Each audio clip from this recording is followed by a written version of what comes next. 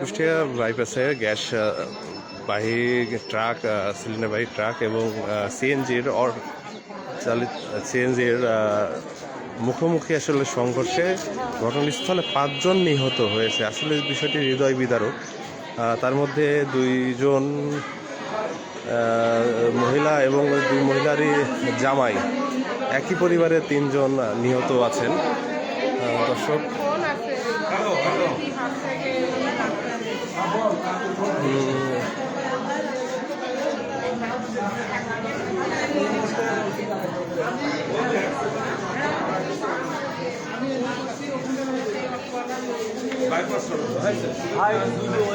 আরে দুটো না, ওর ভিতরে আছে 3টে, আর কাটাখানা ঘরে আছে 2টো।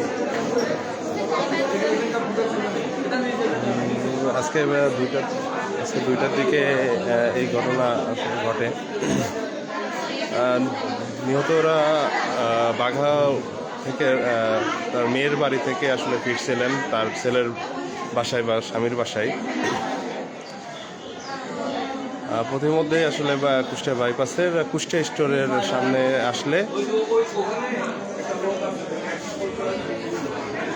সামনের দিক থেকে আসা সিএনজি গ্যাসবাহী ট্রাকের সংঘর্ষ হয়। এতেই ঘটনাস্থলে 3 জন মারা যায়। পরবর্তী হাসপাতালে নিয়ে আসলে মারা যায় আরও 2 জন।